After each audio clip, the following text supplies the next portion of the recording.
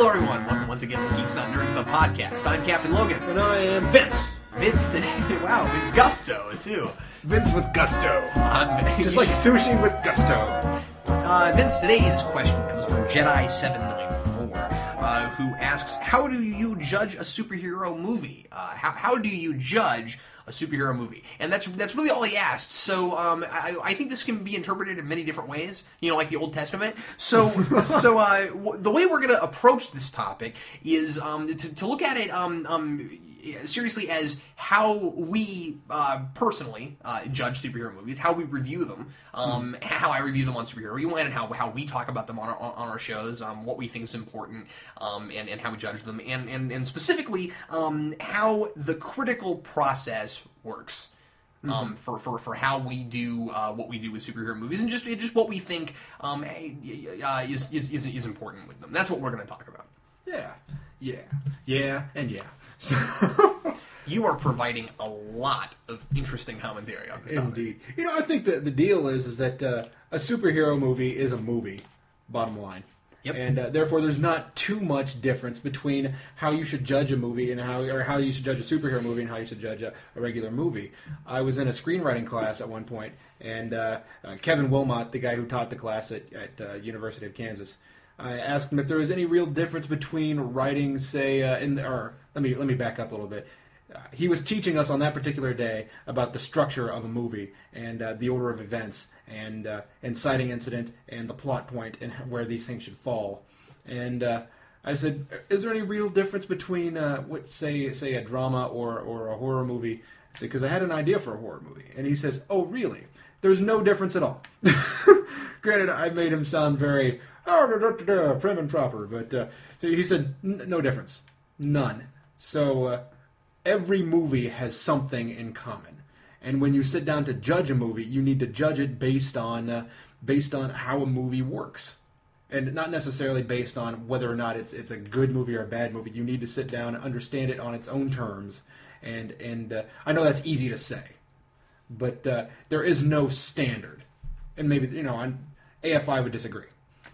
But I wouldn't say there's no standard so much as there are certain things that all good stories need. Let's get outside of film for just a minute. There's certain things that makes a good story, and it doesn't matter what the genre is. And the reason a lot of genres, the reason genre fiction among the elite literary community gets a bad rap is because it's very often looked at as what makes it the genre is precisely what makes it not good storytelling.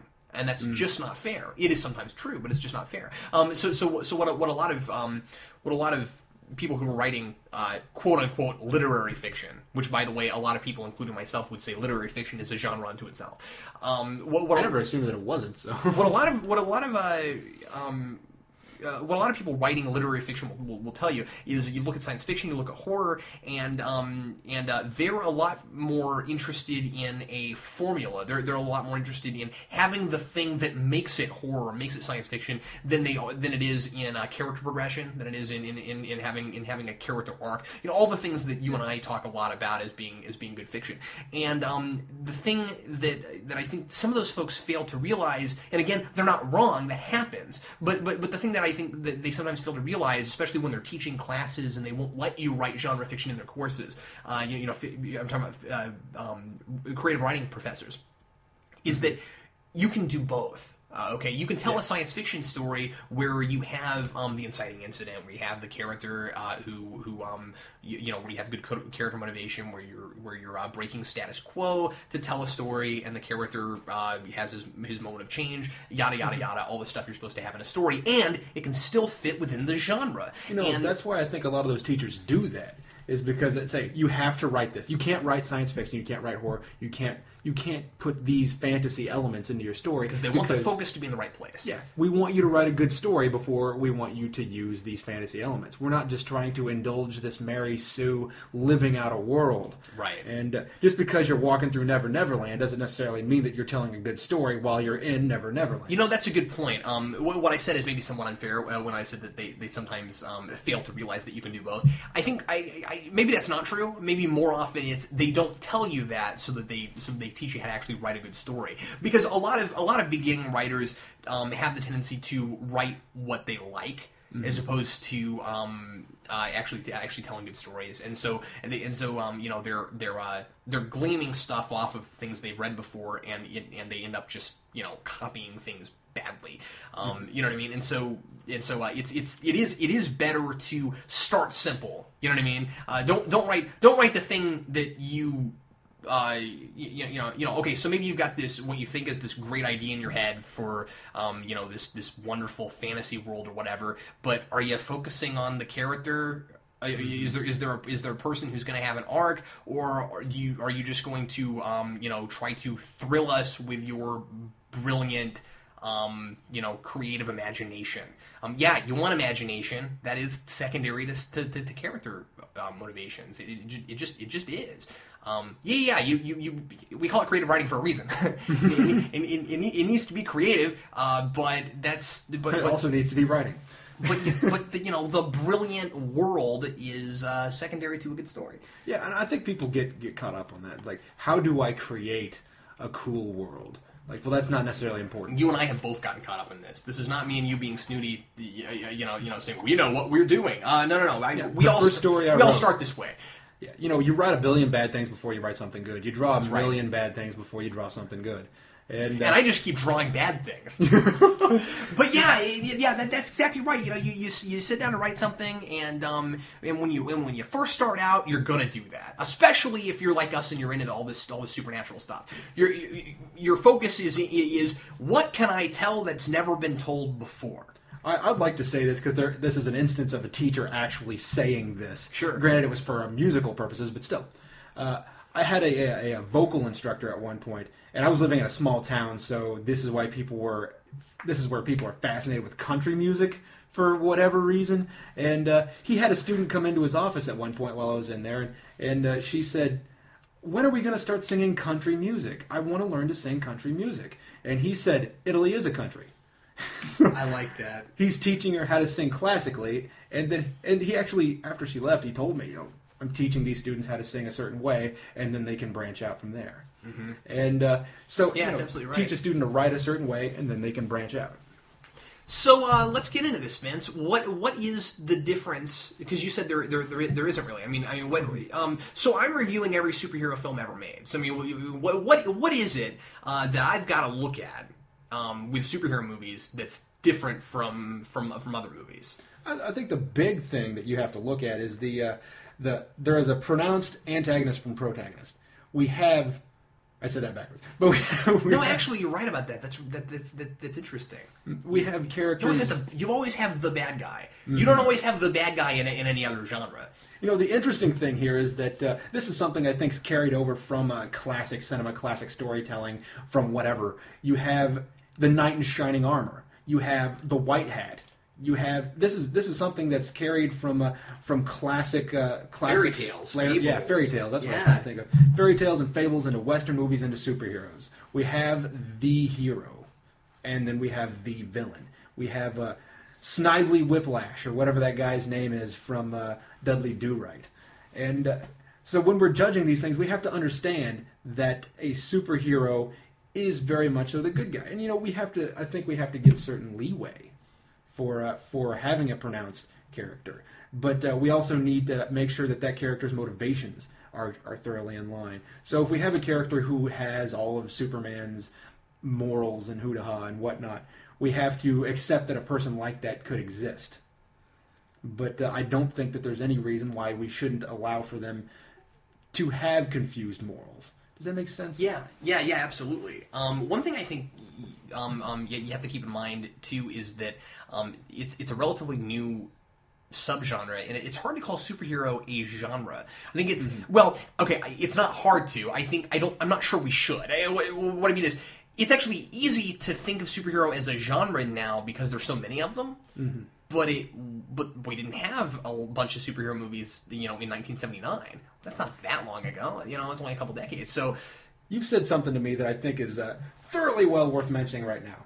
A good superhero movie works when it's something else first, or works best when it's something else first. Mm-hmm.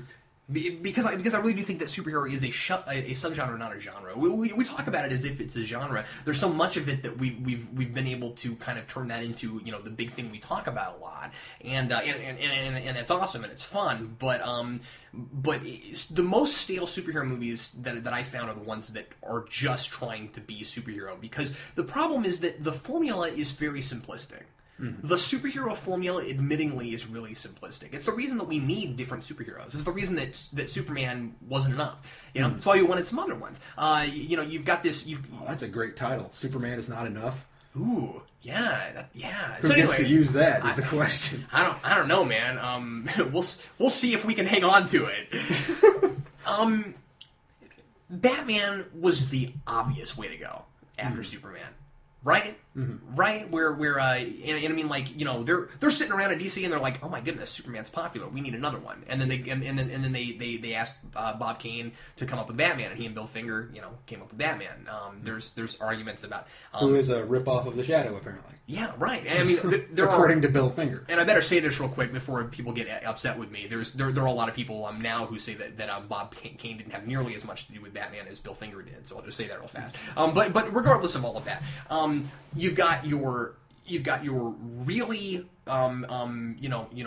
bright, as you said, kind of knight in shining armor with Superman, and then the Dark Knight. The obvious next place to go is Dark Knight, right? And see is Batman, and so what are your other genres with Superman and Batman? If they're not just superheroes, what are they? Well, obviously Batman is a detective, and Superman came out of a book that was called Action Comics.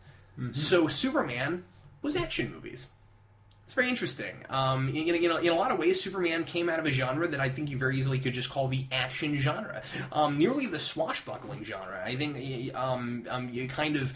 I think he comes a little bit out of that tradition. A little bit. He's not fighting with a sword, but he dashes in and saves the damsel every week. It's the same one. It's always Lois. But I mean, you look at the Max Fleischer Superman cartoons, and Superman every time goes in and he saves Lois Lane.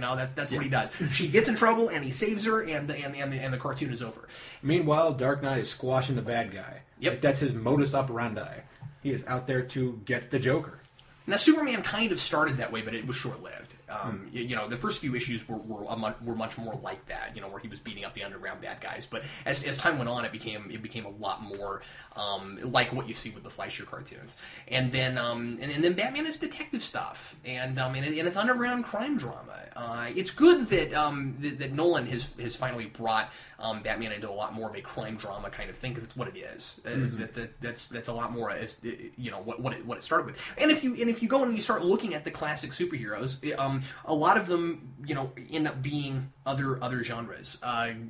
Green Lantern is science fiction, and a lot of Marvel is science fiction. Thor and those guys are fantasy. Swamp Thing's horror, Swamp Thing is horror. I never expected to see, and then I read Swamp Thing and went, what do you know? It totally is. Yeah. And then you get into other genres and subgenres that started to be invented later, and you have other superheroes that start to come out of those traditions. And you're always talking about the Punisher, and that's exactly what happened with him.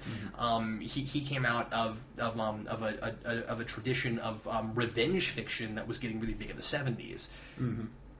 Namely the Executioner, and Don Pendleton had the chance to sue but chose not to, and then later kind of regretted not suing. Yeah, for obvious reasons. Don Pendleton being the writer of the Executioner. So when I look at superhero movies, first and foremost, what I like to look at is whether or not there's, like I would with anything, whether or not there's a character arc. And what I mean by character arc is, does the character remain static throughout the film, or does he have an opportunity for change? Does he change, or does he choose not to change? And of course, choosing not to change is enough. That's a change in and of itself. He makes a choice, and that's important. I just watched the Superman Shazam short. Yeah. And one of the things that they do in that is something that's a little stereotyped by now, but I think is very, very is a general trope within superhero fiction. Well, of course, fiction. What else is it going to be? Superhero stories. Sure. But by the end of it, Shazam, or Captain Marvel rather, has to decide whether or not he's going to go the path of good or the path of bad. And he's got that very clear moment where he has to make this choice. It's a lot more cut and dry than it would be in real life, probably. Yeah, and that's why some of these superhero genre things are a little hard to take, because we have those moments. We have these characters, and we think, well, why do they have that motivation? Mm-hmm. And sometimes it just seems really convenient. And sometimes there's very much so a father figure who just gives you some. And in this case, it's Superman. In Spider-Man's case, it's his uncle. Mm-hmm. And like all I could think of was Ben Reilly, and I'm like, who is that? That's not Uncle Ben. But so we have this in place. We have this general skeleton, that thing that the superhero likes to fit to, and whether they break out of that or not makes them kind of revisionist in a way. Sure, yeah, and sometimes it's gonna be more simplistic than it would be in real life. At this point, we start getting into the question of whether or not we need things to be to be realistic. You know what I mean? Whether sometimes it's a taste issue when it comes to superhero stuff. Whether or not it bugs you that motivation, that opportunity for change is so obvious, is so cut and dry. Mm-hmm. Sometimes it just depends on the world that you're given, and I always say you can get away with anything. You just have to get away with it. And what you end up with is, if you can create a world in which things seem I don't know how to put it. I was going to say, if you can create a world where things seem a little more black and white, then it's okay. I don't know if that's what I really mean, but I don't know. It's just like, you know, if the world calls for it, and then it's a lot better. What I mean is, okay, with the Superman and Shazam, sure, like you're talking about, that's not the real world. You know what I mean? Like Mm-hmm. like it's got elements of the real world. It's not entirely black and white. There's it's not just everybody's good or everybody's bad. Although it feels more like that than the real world does. That's one of the things that we've been talking about, that comic books fans have been talking about for a while. You go back to the 50s and 60s. And even the 70s, you have this very much so Ozzie and Harriet type of world. You have we're getting out of it by the 70s, but yeah. I mean, by the time you get to the 60s, you have activist people in comics. I mean, Wonder Woman was showed the activism and whatnot. But, well, and by the 70s, a lot of our comics are talking about street violence and reflecting the times and that kind of stuff. So it was getting more real and gritty by that point because of that. But I mean, we have this general evolution, but we have a definite turning point when Dark Knight comes out. Yeah, and Dark Knight the comic book, not the movie. Right. So in the 80s. So yeah, in the 80s when things were wonderful and had crack, it was great. But where was I going with this? Comic books becoming turning into a world where we can have things that are just plain worrisome, where we can have a general world where we don't have heroes who have to wear the white hat. Mm-hmm. So, and I think reviewing a superhero movie in this day and age, we have that already in place, so we don't necessarily need to worry. Jump in here anytime, Cap. I'm with you. Because you had this look in your eye like you had something to say. No, I didn't. Actually. But I was listening intently. Oh, okay. But it's a question that I think is kind of strange. Like, how do you review a superhero movie versus how do you review a movie? Because at this point, superheroes have proven themselves to not have to fit within the superhero genre. Yeah, and one thing that I find very challenging is to review superhero movies that were made before that happened.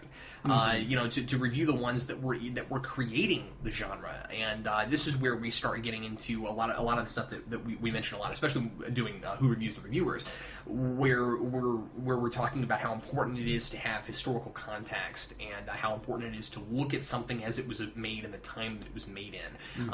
You can't look at something that set up tropes and archetypes and cliches and call it cliche at the time because it wasn't yet. You know what I mean? You can't look at it based on the parameters that are set up later. And so there's a lot of things that the original Superman movie does that if a movie now were to do, I would call that cliched, but I wouldn't call Superman cliched. It wasn't a cliche yet. There are certain things that I wonder because, like we were saying, literary fiction versus genre fiction. So literary fiction hasn't been oppressed and shoved into this general. Well, maybe you could say that, but I'm going to say it anyway. Hasn't been oppressed and shoved into having to include certain tropes, because you can make literary fiction about just about anything. Yeah, and yet it has its own formulas sometimes too. But I wonder. That's why it seems that the same movies seem to constantly win Oscars.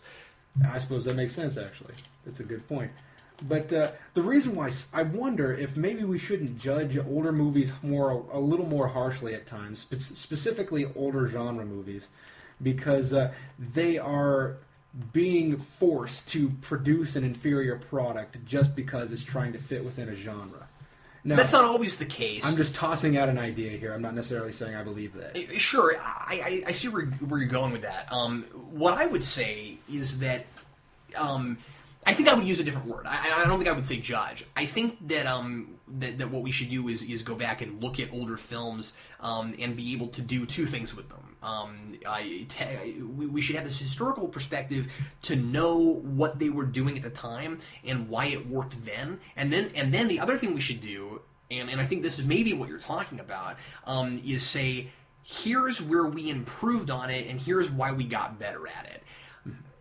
You know what I mean? Yeah, I think that sometimes things are created within a culture that doesn't necessarily cultivate artistry within a particular genre. They say that's for kids or that's for fanboys. They can go do whatever they're going to go do. This is a lot of the reason that I felt the need to review superheroes as a genre or a subgenre, whatever you want to call it, because superhero movies get the rap of being really simplistic, formulaic. It's the same thing every time. You know why they get that rap? Because it's true a lot. It oftentimes is true. Well, stereotypes start somewhere. Mm-hmm. And so, exactly. Well, and again, it's easy to make them formulaic because you have that very specific that very specific story. Yeah. That being said, any movie is easy to make formulaic. I mean, I think we just switched roles and who just said that. But that's true. But I'm sorry. What I was going to say is, is you get to the point where people start to really oversimplify things. Where Hollywood thinks that they need to keep putting out the same thing all the time, so that because this certain thing is making money. The general populace starts to sometimes look at people who are into superheroes as simplistic, really lowbrow. They don't appreciate the finer things. You know what I mean? That sort of thing. And then fanboys sometimes, or I don't want to say fan, but I mean people who are fans or people that somebody might point to and say you're a fanboy, start to sometimes I think forget why they like what they like, where they and I think this is very easy to do. You're into science fiction, you're into fantasy, you're into superheroes your whole life. You're just used to it. Maybe for some people, they did it because it was escapist. The people around them were into this kind of thing, so it felt kind of subversive. I think we don't have that as much anymore because superheroes are popular now, but they used to happen. And so the reason I decided I wanted to do this, the superhero rewind thing, is to look deeper into these movies and see what really is there. Now, it isn't, because this would be easy to do too. It would be really easy to justify fanboyism and look for things that aren't there. You know what I mean? Say this is deeper than it really is. If you get a movie like Catwoman or Turbo, a Power Rangers movie, I'm not going to look for things that aren't there. You know what I mean? Yeah. I'm gonna give it a chance, no matter what it is. I'm gonna give it a chance. But if it really is all surface and there's nothing lying underneath, and I have had some people who were like, you were really harsh on that. You didn't mention the positive things. I'm like, no, there really weren't any. You know what I mean? Sometimes you're gonna have a movie that's like that, and so it's gonna feel like I'm just complaining over and over again. Yeah, I mean, there's just a whole lot of complaints, and I try not to do that. I try to be as objective as I can, but objectivism is not trying to reach in for things that aren't there and making false connections. We don't want to do that. Yeah. And so that's what I've tried. That's what I've been trying to do with Superhero Rewind. I think that's one of the things that we learned about in our writing classes was that when judging a piece, because you workshop people's work in class, right? So you have to judge the person's piece who's sitting right there. And I think when you judge somebody's piece, whether you're ever going to meet them or not, whether we ever meet Tim Burton or Toby Hooper or whoever, I think that it's important to keep in mind that these people produced work, and there will be something that is redeemable, even if it's like the music was good, and then you move on. You know what I mean? I think there is something that can be said about every movie, and as you just said, sometimes there's not. We should be fair. These people spent time and effort to make something. So the point is, when you review a movie, or at least as we see it, when you review a movie, you should look at something and you should say what's good about it and what's bad about it. You shouldn't just go, "Oh, I hate this movie, so let's rag on it for a little bit." Yeah, and maybe I've been caught doing that in places. Sometimes it's difficult not to. I mean, nobody's perfect. you know what I mean? So sometimes it is difficult for anybody to look at something they just don't like. They just can't and be as objective as humanly possible. I think it's also very easy to go the other direction and go, oh well, because I'm a superhero fan and because I want people to take superheroes seriously, I'm going to treat this like it's the highest art form. We can't do that. That's not fair. Because it's not true. Then there are the exceptions to that rule. You get the ones that really are just really good movies where people who hate superheroes should still watch them. Batman Begins, Spider-Man 2, Iron Man. These are films, especially the last two, especially Begins and Iron Man. These are films that, even if you don't like watching people in costumes, I can't imagine how you could not glean at least something redeemable from them. You know what I mean? Unless it's just not your cup of tea. I mean, even Watchmen. As much as I have an issue with a few things in Watchmen, it is still a pretty solid flick. I mean, yeah. And the reason it's a solid flick is it's trying to achieve something that's not catering to people. And it's not superhero first either. It's absolutely revisionist history. And speaking of digging a little deeper into something, this is an issue that has been on my mind for a little while. And the idea of we call what we do reviewing. However, what we're really doing is analyzing something in the way that we were taught to analyze something in school. Yeah, that's a really good point. And what's funny is that in our reviews in Superhero and Horror Movie Rewind, we do call them analysis inside the video. We in our spoiler warning, we do say this is an analysis, so don't get upset about spoilers, and you should probably watch the film first. Yeah. And because we're gonna give a lot away because we're talking about it deeply. Or not. I mean we're talking about it as a whole piece, not an overview. Yeah, people will analyze.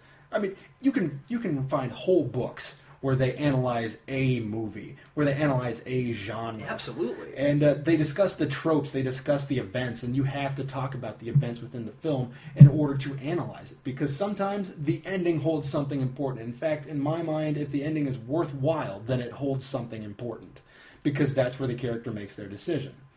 And it's not always the place where they make their decision. Sometimes it's the place where they pay for their decision or something. Yeah. But yeah. So we find out. I understand what you mean. You're talking about the third act. Yeah. In the third act, we will find out what the actual meaning of the theme is. Like you can watch. That's right. You could watch the first and the second act and think that a movie is supporting something, but when at the end of it, when they finally get the comeuppance for what the movie's been supporting the whole time, you suddenly realize it turns it on its head, and it's really against that. Just because it seemed pro-war throughout the entire thing, maybe in the third act it changes. Because you do have the second plot point. So, and the reason I bring this up is reviewing like a new movie. So when you review a new movie, in my mind, what you're doing is you're trying to recommend, essentially, or the reverse of that, to an audience. Say, hey guys, you're either going to like this movie or you're going to hate this movie, or you should like this movie or you should hate this movie, depending on how pretentious the reviewer is. So you wouldn't give away the ending. it's basically either selling or refuting. Well, and in fact, you wouldn't give away very much. Yeah, that's the thing. Is we are reviewing movies in retrospect, Yeah. or we're analyzing movies in retrospect. In a way, reviewing a new movie or a new anything is an exercise in giving and withholding information. It's an exercise in being cryptic and still giving someone information they're going to find worthwhile. In some ways, it's harder than what we do. You know, I suppose that is true. One of the things that how do you tell somebody something meaningful without giving details? Exactly. And you can't give too many details about a new movie because you don't want to ruin the experience. Sometimes I'll see Roger Ebert leave out a whole lot of what he would usually put in review because he wants people to be able to get the experience. So Watchmen, like he didn't say very much about it because he was like I appreciated this movie because I enjoyed the experience, and I'm going to see it. And he even said at the end, I'm going to see it again because I want the experience again. And so he's like, well, I can't tell you very much about it. If I do, I'll ruin the experience. And he works for the Chicago Tribune, right? Yeah. The writer, the film critic for Chicago Sun-Times. I attended a lecture. Actually, I thought he was Sun-Times. Well, then the Tribune. I Yeah. always get the two confused. I think don't know which one they were. no, he's Sun-Times. I'm pretty sure. Yeah. Anyway. Okay, so then if that's the case, and the guy that writes for the Chicago Tribune, he went to KU and he did a lecture on how to critique film, and I thought that was interesting, so I decided to go. And one of the big things that he said was he's tired of reviewers just giving a plot synopsis, because giving a general synopsis of what happens or what the movie's about, as opposed to about or giving a review of the movie. He says, you need to make claims, and you need to be able to support those claims. And if all you're doing That's like writing a paper. I mean, you do a thesis, and the thesis is this was good or this was not good. Yeah, and you do need to support your claims. You do need to give examples from the film. That's right. I think that the point of any synopsis at all in a review is to support things. It's to say, okay, I'm going to talk about this part, and this is what you need to know to understand what I'm going to say. And this guy... And that... I'm sorry, can I say this real fast? I'll go for it. That is the big thing that remains the same between the two kinds of reviewing. The analysis that we do in reviewing a new movie. And this is the reason that you generally won't see Vince and I do a whole section of a synopsis inside of Rewind. I did it early on. I used to go, okay, here's the basic plot, now we'll get into the movie. I don't do that anymore. Now I just bring up, I will summarize a section so that I can support my point. Because chances are you didn't watch it 10 minutes ago like I just did. I mean, and that's the thing, is that we are analyzing a film that was released a while ago. And when you're reviewing something that was released recently. Thank you. I got you. And so the idea is that they will have seen it soon, or recently, or they will see it soon. So, by the way, the guy who works for the Chicago Tribune or the Sun-Times, whichever one it is, he gets paid for a living. He is a guy that is out there. He is making critiques, and he does it for a magazine. He's on Rotten Tomatoes. He's a very accredited type of guy. And he says you need to give examples. You need to support your claims. So to say that you can't give anything from the movie is false. But to say that you shouldn't give away the key moments of the film that make the film unique, that make the film worth seeing, is absolutely true. Yeah.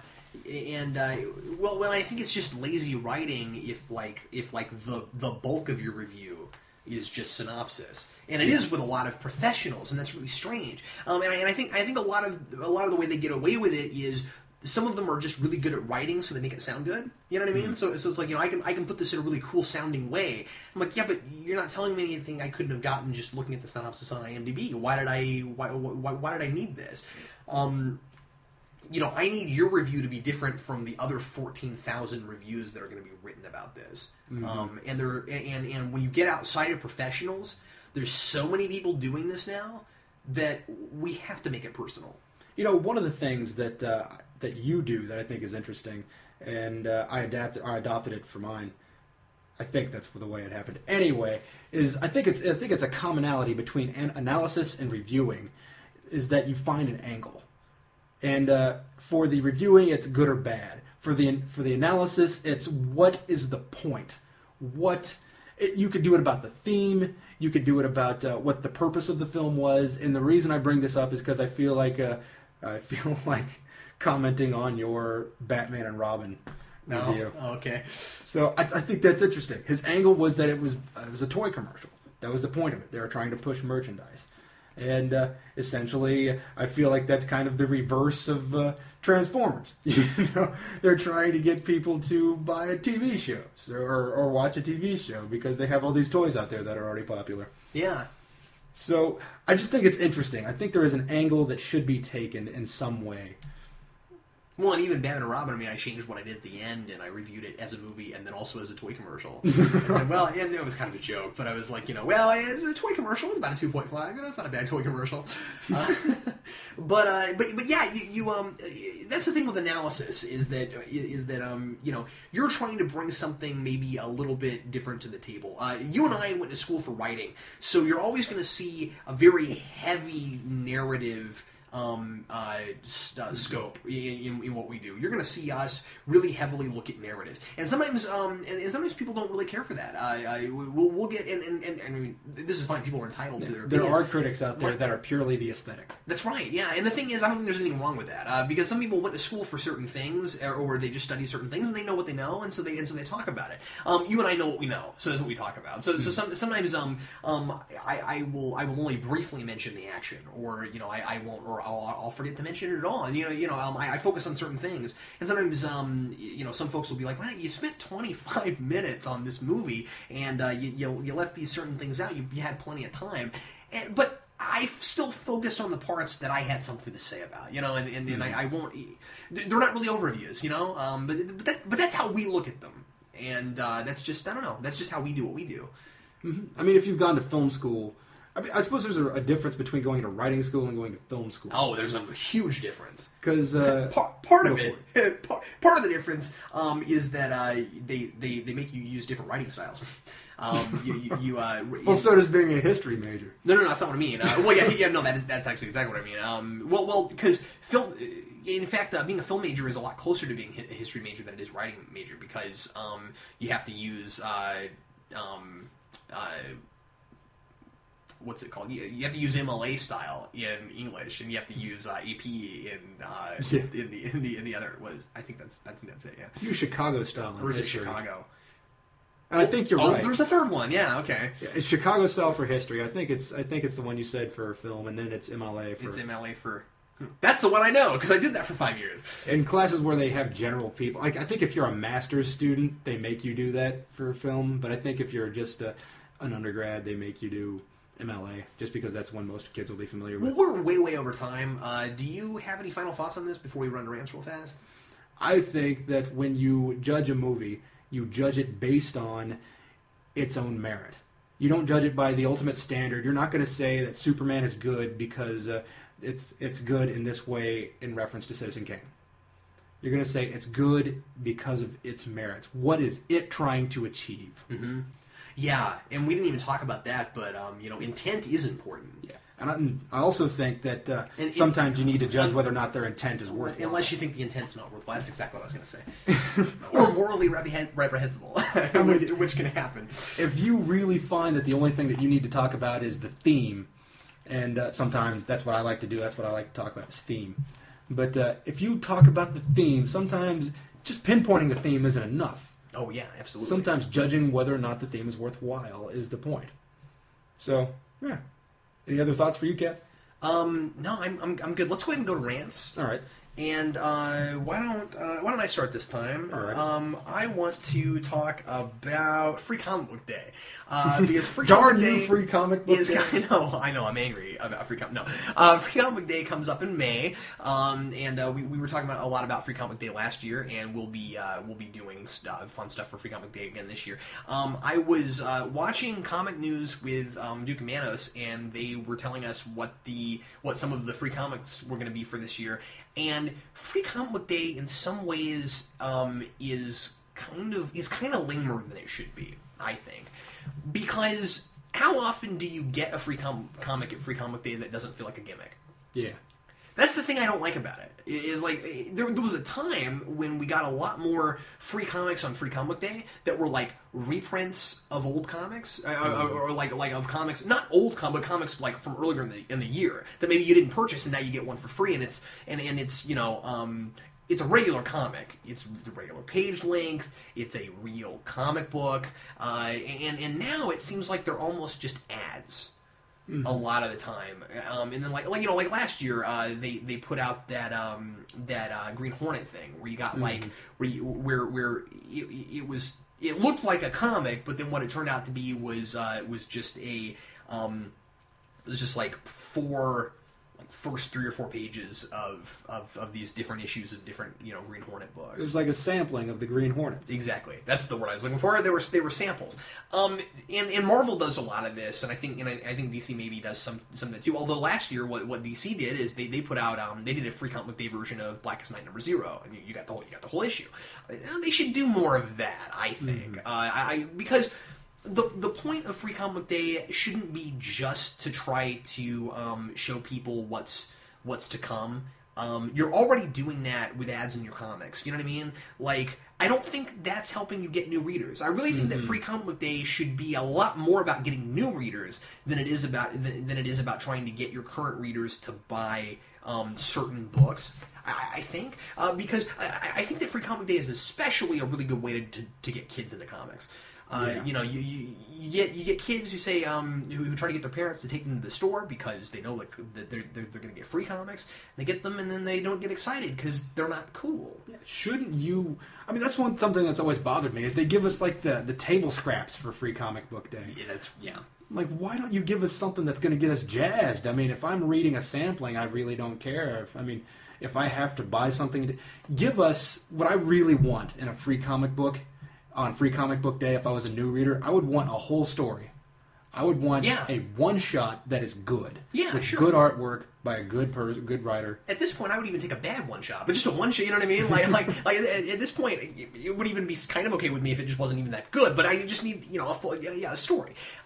Because the thing is, if you're a comic book company and you're making stuff for Free Comic Book Day, yeah, it is about getting people to buy your stuff, and it should be about that. But I think that the way you get people to do that is to make them feel like you gave them something, not to just give them commercials. Because if I walked away with the Green Hornet thing, and currently I have it sitting in a long box, but I feel like I got a shopper. Well, you did. That's all I feel like I got. You don't feel like it. You did. One thing DC did a few years back that I thought was really funny is there was a single issue one shot that they put out called Batman the 10-cent Adventure. They also later did the 12-cent Adventure, and later there was a Free Comic Book Day version. the free 10-cent Adventure. Yes. That's so amazing. It used to cost 10 cents, but now it costs nothing. I don't know. That's amusing. They should have called it the Free Cent Adventure. Yeah, that would be like, is he smelling things? That bothered me. Because, yeah, it's okay, it was a full story and all that, but, like, it was 10 cents. Anyway, that's my rant. Go ahead, Vince. All right. I like indie comic books. I get a kick out of them. I like major what do you call those people? Major company comic books. Publishers. God, I'm stupid today. What's happening? But you spent 42 minutes talking with me. Yeah, that happens, He just sucks the energy from the room. I think that's where he gets it. But so that's how he can do his stuff weekly. But anyway, indie comic book guys are starting to bother me. I mean, when I was growing up, I was pretty much firmly in Marvel and DC, and then I suddenly realized that there's other stuff out there. So I started checking it out. And when I started checking it out, I started running into these indie comic book guys who think that the indie stuff is incredibly better than the Marvel or DC stuff, purely by virtue of it being indie. Mm-hmm. And these people drive me nuts. I mean, I think there's a problem when somebody starts going, this is indie, so I like it. Like, no, you're filling the same shoes of the people that say this is mainstream. That so happens I like in it. every medium. Happens in film. Happens in music. Yeah, I get tired of the indie film guy, because when I got to KU, I started meeting indie film people like, well, where's the people drinking tea? And there's no progression in this movie. And like, I don't need an entire movie about gay rights. I need a movie about a gay character who's worthwhile. Yeah. Mm-hmm. And if you sit down to write something about I think something, that's a subgenre, the agenda film. The agenda film. And then now I have this idea of just this kid writing in an agenda when he's in middle school. Today I'm going to math class. Yeah, the sister subgenre is of course the grocery list. That sounds like a good movie. I'm going to go watch The Grocery List. It's like the bucket list, except it's not a list of things to do before you die. It's just a list of stuff you need. I think part of the problem with these indie Lacks people... traumatic tension. Yes. Sorry, go ahead. But there is a character arc. Anyway, I think that part of the problem, or part of the resulting problem of these indie people, is that they start celebrating things that aren't good storytelling. And I think that's part of the mainstream problem, too, is they start celebrating things that aren't good storytelling. Well, you're celebrating it because it has a big budget and lots of action. That's not good storytelling. You're celebrating it because it's low-key and indie. That is not good storytelling. Just because it has a slightly crappier artwork or something to that effect does not make it good. You have...